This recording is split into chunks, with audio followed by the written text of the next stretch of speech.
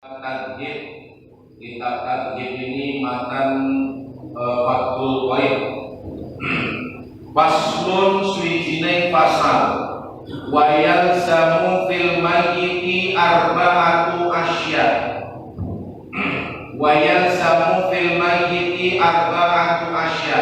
Ghusluhu wa takfinuhu wa sholatu alaihi wa dafnuhu. Hal-hal yang wajib terhadap mayit bagi yang hidup, ya, terhadap mayit itu arba'atu asya, ada 4 perkara. Jadi bagi yang hidup terhadap jenazah, nah ini ada kewajiban 4 perkara. Watnani la yughassilani wa la yusalli alaihima. Dua kelompok jenazah, la yughassilani wa la yusalli alaihima. Dua kelompok jenazah ini tidak perlu dimandikan dan juga tidak perlu disolatkan. Di dua kelompok ini, ya, dua kelompok mayit yang tidak dimandikan dan juga tidak usah disolatkan. Dua kelompok. Yang pertama, asyahidu fi ma'rakatil musyrikin. Asyahidu fi ma'rakatil musyrikin. Orang yang meninggal, ya, matinya mati syahid. Pengertian mati syahid di sini fi ma'rakatil musyrikin, yaitu dalam memerangi orang-orang musyrik. Nah ini, ya, orang yang mati di medan pertempuran, ya, nah ini nggak perlu disolati, tidak perlu dimandikan. Orang yang meninggal dunia dalam medan pertempuran. Kalau di Indonesia, nah itu seperti pahlawan-pahlawan kita, ya, yang mengusir penjajah, yang selama 350 tahun Belanda, ya, 3 tahun Inggris, Portugal. Nah ini mereka itu yang gugur di medan pertempuran itu terkategori orang yang mati syahid. Kalau bapak-bapak ikut berperang, ya, melawan orang-orang musyrikin yang menentang kebenaran, ya, mengadakan pemberontakan. Nah, kita perang, kemudian dia meninggal dunia. Nah, ini nggak perlu dimandikan, tidak perlu dikafani. Kalau seandainya bapak pengen mati syahid ke Palestina, ya, karena itu orang-orang musyrik, Israel, ya. Ini nggak perlu dimandikan, tidak perlu disolati orang-orang yang musyrik. Lil khabaril Bukhari. Ini terdapat di dalam hadis kitab Sahih Bukhari dengan nomor hadisnya 1278. Keterangan di dalam kitab hadis Bukhari 1278, an Jabir radhiyallahu anhu anna Nabiy sallallahu alaihi wasallam amara fi qatli Uhudin bidafnihim fi dima'ihim wa lam yughassilu wa lam yusalli alaihim. Ya, ini keterangan dalam kitab Bukhari-nya. An Jabirin kacinarito sangka Jabir radhiyallahu mugi-mugi ngridoni sapa Allah Gusti Allah anhu sangka Jabir. Anak Nabiya sak temene Kanjeng Nabi sallallahu alaihi wasallam iku amara merintahake sapa Kanjeng Nabi biqatli Uhudin ing dalam perang Uhud. Jadi ketika Rasulullah sallallahu alaihi wasallam mengikuti peperangan Uhud, kemudian sahabat di situ ada yang meninggal dunia, ya, ada yang meninggal dunia, bidafnihim, langsung dipendam, fidimaihim, dengan darah-darahnya, dalam kondisi berdarah. Walam yuwasilu, dan mereka gak perlu dimandikan. Walam yusolli alaihim, dan tidak perlu disolatkan. Jadi orang yang meninggal dunia dalam keadaan berperang, ya, di sini nggak usah dimandikan. Darahnya biarkan darahnya membasahi tubuhnya. Bajunya, ya, ini bajunya dibiarkan biar sebagai saksinya. Lalu dibungkus dengan kain kafan. Laki-laki 3 helai, perempuan 5 helai, ya, kain kafan. Tetap dikafani, ya, setelah dikafani kemudian dipendam atau dikubur. Jadi nggak perlu dimandikan, tidak perlu disolati. Bagi orang yang mati syahid, nah, terutama di sini dalam hadisnya keterangannya pada saat peperangan Uhud, pada saat perang Uhud, Nabi Muhammad SAW memerintahkan untuk dipendam, lalu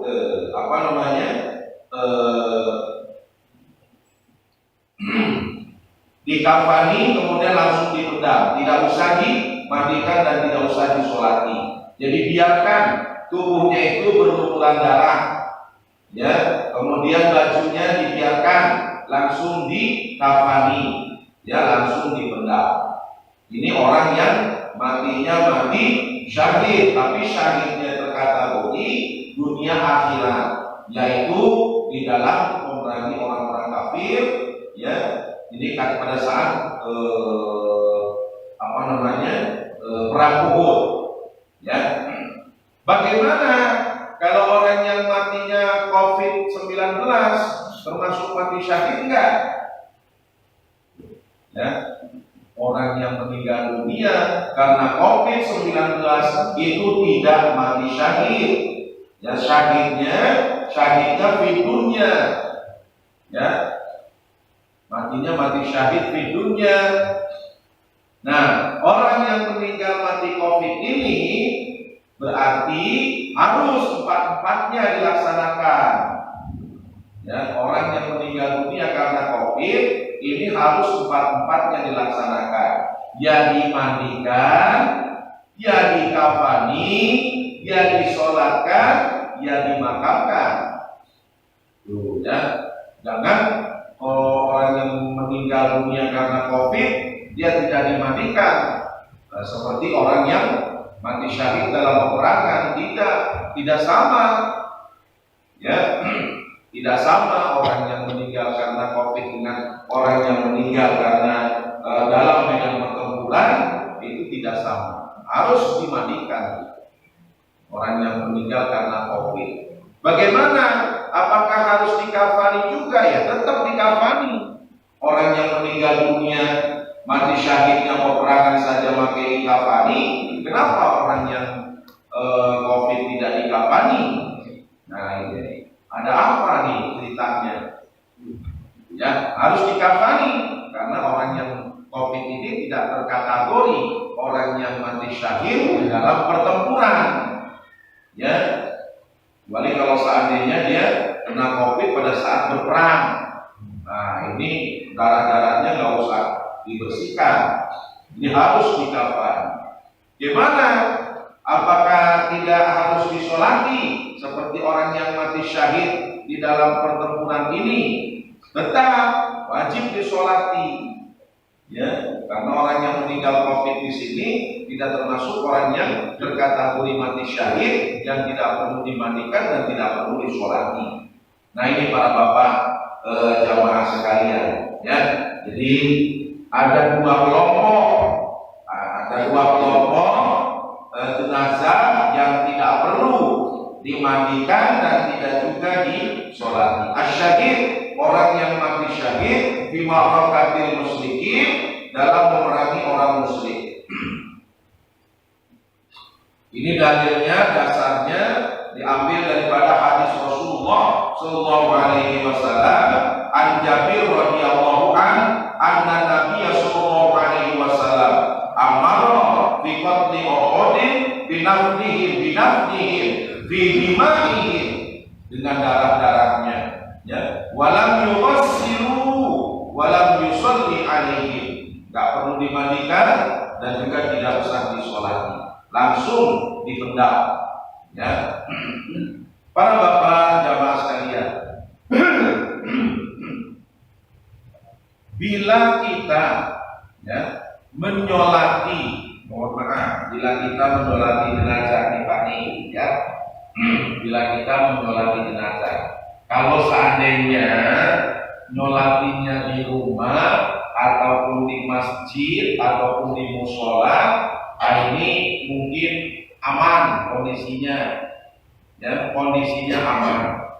Tapi yang kita khawatirkan ini bila menyolatinya di luar itu semua, ya, bila menyolatinya di luar itu semua, dalam arti kata di luar musola, di luar masjid, ya, ataupun di luar rumah. Nah, ini tolong diperhatikan bagi para bapak jamaah sekalian. Diperhatikannya bagaimana? Bapak, kalau dalam sholat jenazah ini kan nggak pakai ruku, nggak pakai sujud, sholat jenazah, ya, cuma berdiri doang itu. Nah, berdiri doang. Jadi kalau seandainya bapak menyolati jenazah di halaman parkir, ya, di halaman parkir atau di jalan, bapak pakai sepatu, harap sepatunya untuk dicopot, ya. Jangan menyolati jenazah mentang-mentang nggak pakai ruku, nggak pakai sujud, sepatunya dipakai, sendalnya tetap dipakai. Ustaz, saya nggak pakai sepatu, cuma pakai sendal. Sama. Sendal juga harus dilepas. Jadi lepas dulu sendalnya, lalu sendal itu diinjak, ya. Baru bapak berdiri di atas sendal, itu nggak apa-apa. Sepatunya dilepas, bapak-bapak berdiri di atas sepatu, jadi sepatunya diinjak, itu nggak apa-apa. Jangan sepatunya dipakai, gitu. Dipakai dengan diinjak sama nggak Pak kira-kira? Enggak, ya. Kalau dipakai mah kaki kita masuk di dalamnya, gitu. Tapi kalau kita injak itu sepatunya di luar, ya. Nah, ini terjadi di musim COVID. Sholat jenazah ala COVID. Ijazah lulusan ijazah COVID. Ya, semuanya sekarang ini. Jadi sholat jenazah model COVID. Wah, sholat jenazah model COVID pakai sepatu boleh. Sholat jenazah model COVID pakai sendal boleh. Jadi sendal dipakai gitu. Ya, sepatu dipakai. Jangan, tetap sepatunya dilepas, sendalnya dilepas, kita sholat. Allahu Akbar. Ya, usolli ala hadzal majiti arba'at takbiratin fardu kifayatin makmuman atau imaman lillahi ta'ala. Kalau laki-laki, usolli ala hadhil majita. Kalau perempuan, ya, ini nggak pakai sendal, tapi sendalnya dilepas atau sendalnya dicopot. Mungkin bapak-bapak nanti akan ikut di jenazah gitu umpamanya, ya, ikut jenazah di rumah sakit karena saudara ada yang meninggal, bapak ikut aja sholat jenazah, pakai sendalnya, pakai sepatunya. Jangan, ya, tetap di sepatunya dilepas, sendalnya dilepas. Kita berdiri di atas sendal atau berdiri di atas sepatu. Jangan dipakai sepatunya. Kalau seandainya bapak-bapak menggunakan sepatu atau memakai sendal, itu sama juga sholat dengan menggunakan sepatu dan sendal. Ya. Kemudian bapak-bapak sholat di kendaraan juga harus dilepas sepatunya, sendalnya pun harus dilepas. Ya, bapak duduk nih di bangku kendaraan, sholat aja, ya, di dalam kendaraan. Itu sepatunya atau sendalnya dilepas, Bapak berdiri di atas sendal atau menginjak sendal atau sepatu. Duduk di bangku, sendal sepatunya diinjak oleh kaki Bapak, itu nggak apa-apa. Tapi kalau dipakai, nah yang itu yang nggak boleh. Ya, kecuali kalau sepatunya itu sepatu seperti zaman Rasul. Apa itu namanya?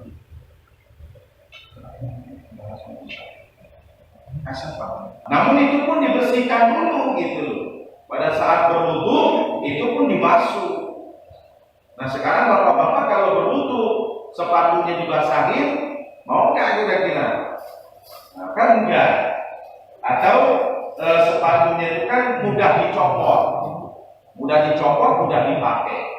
Makanya bapak-bapak sholat di dalam kendaraan ataupun sholat jenazah untuk dilepas sepatunya. Ya, kaos kaki nggak usah, nggak apa-apa. Ya, kalau sepatu atau sandal, nah ini dilepas. Ya, kalau kaos kaki nggak usah, nggak apa-apa. Sama juga, bapak masuk ke dalam masjid, pakai sepatu, pakai sendal, mau sholat, wah, asal nggak hilang kepala bapak, bentar deh, gigi, enak kali masih gue masukin sepatu, nggak boleh. Atau sepatu yang biasa Abi di lapangan pakai itu, nah itu model seperti itu kan agak sulit untuk melepaskan dan menggunakannya. Nah itu pun harus dibersihkan dulu pada saat berwudu. Nggak boleh sembarangan pakai di dalam sholat. Ya, nah ini yang sekarang terjadi, ya sholat jenazah ala COVID seperti itu. Jangan sampai terjadi terhadap diri kita, ya saudara-saudara kita. Ya, apalagi kalau seandainya tidak sampai dikafani, ya, tidak sampai dikafani. Nah, ini agak ngeri, khawatir kita. Sebab wajib bagi yang hidup terhadap yang meninggal dunia itu kewajibannya ada 4: memandikan, mengkafani, mensolatkan. Jadi harus tetap dikafani, ya. Kemudian di dalam mensolatkan jenazah ini, ya, baiknya sebelum jenazah itu dimasukkan ke ke mobil ambulan tuh, ya. Kan biasa kalau udah masuk mobil ambulan ditutup pintunya, tutup pintu mobil ambulan itu, kemudian jendelanya juga ditutup, ya. Nah kemudian baru orang menyolati, ya, di depan mobil ambulan. Nah ini kan sama juga kita sholat di ambulan namanya, ya. Lalu apakah salah, apakah terpapar juga kalau seandainya jenazahnya itu, ya, masih di peti mati, ya, lalu masih di dalam dorongan itu, ya, sebelum dimasukkan ke ambulan biarkan saja dulu, baru kita sholati. Setelah disolati baru masukin ke ambulan. Apakah salah begitu? Kan enggak juga. Kenapa enggak? Saya yakin karena jenazah itu sudah masuk ke dalam kantong mayit, masuk ke kantong mayit. Nah kemudian masuk ke peti mati. Setelah masuk ke peti mati, lalu dilibat dengan ditutup dengan plastik ataupun lakban. Nah, plastik lah, ya dipres dengan plastik. Taruh di depan situ sebelum dimasukkan ke mobil ambulan. Apakah itu bisa terpapar orang? Sedangkan jenazah itu sudah berada di dalam peti terbungkus sampah. Nah ini kan enggak, ya. Nah oleh karena itu sholat di jenazah itu sebelum dimasukkan ke dalam mobil ambulan. Baru setelah disolati masuk ke mobil ambulan, baru dibawa ke makam. Nah ini tolong diperhatikan bagi keluarga ataupun tetangga ataupun saudara, ya saudara kita, ya jangan sampai, ya, umat Islam ini diam kemudian sudah buat sekehendaknya. Nah ini kita khawatir. Makin lama ajaran Islam itu sudah semakin hilang. karena kita sebagai umat Islam cicing wae, ya, diam aja. Kita khawatir seperti itu, Pak. Nah, oleh karena itu kata Rasulullah ini, sayati zaman ila ummati yafiruna minal ulama wal fuqaha. Suatu masa nanti akan datang kepada umatku, ya, akan datang kepada umatku, mereka itu lari daripada ulama, lari daripada ahli-ahli fikih. Ya Allah, alhamdulillah min dzalik, Pak. Ya, suatu masa nanti umatku itu sudah nggak peduli lagi dengan ulama, nggak peduli lagi dengan ulama, sudah nggak peduli lagi dengan ahli fikih. Ya, ahli fikih itu sudah tidak dianggap perkataannya, ulama pun tidak dianggap perkataannya. Yang firuna minal ulama wal fuqaha. Kemudian kata Nabi, saya berkali Allah bitalatati balaya. Maka Allah memberikan 3 macam bencana. Ya, talatati balaya. 3 macam bencana. Yang pertama apa? Yarfa'illahu barakah min kasbihim. Enggak berkah, negaranya enggak berkah. Orang yang hasil kerjanya pun itu enggak berkah. Karena sudah jauh daripada ulama, sudah jauh daripada ahli-ahli fikih. Jadi pekerjaan itu sudah enggak berkah gitu hasilnya. Sekalipun bapak yang namanya enggak berkah, Pak. Bapak digaji sebulan 60 juta. Sebulan 60 juta kira-kira cukup nggak kira-kira, Pak? Ya di luar cukup. Kalau kita, Pak, kalau kita, nah, ya, digaji tuh 60 juta per bulan, 50 juta per bulan. Itu kan 60 juta per bulan atau 50 juta per bulan. Itu duit 60 juta ya. Kalau dibeli itu luar biasa ya. Wah, tapi masih tetap aja korupsi. 17 miliar. Ya Allah. Itulah yang namanya tidak berkah. Bukan satu saja, banyak. Yang ketangkap, yang tersebar, informasinya satu. Lindungi kan? Iya, lindungi kan? Mak Diki. Ya, subhanallah. Itu namanya nggak berkah gitu loh. Ya. Indonesia tuh kaya, Indonesia ya, hasil buminya, hasil lautnya kaya gitu. Utang ngejipun kan gitu kan, utangnya ngejidok. Padahal hasil buminya kaya loh Indonesia. Belanda masuk kemari, ya, Jepang masuk kemari, Portugal masuk kemari untuk mengeruk hasil buminya. Tapi kok tetap lagi utang gitu. Ya Allah. Nih apa yarfa'illah barokah ya min kasbihim. Jadi keberkahan itu dicabut oleh Allah Subhanahu wa taala. Kenapa? Karena sudah jauh daripada ulama. Udah enggak peduli lagi dengan ulama. Enggak mau dengar lagi apa kata ulama ahli fikih. Ini sekarang lagi berusaha ini kita supaya wakaf uang. Pak Diki wakaf uang nih, entah nanti larinya kemana-mana nggak tahu juga nih. Ya, lagi rame-rame ini wakaf uang nih. Nah, kita bukan sekuton nih. Ya, bukan sekuton, bukan. Kalau kalian tujuannya bagus, ya kita sebagai umat Islam mendukung.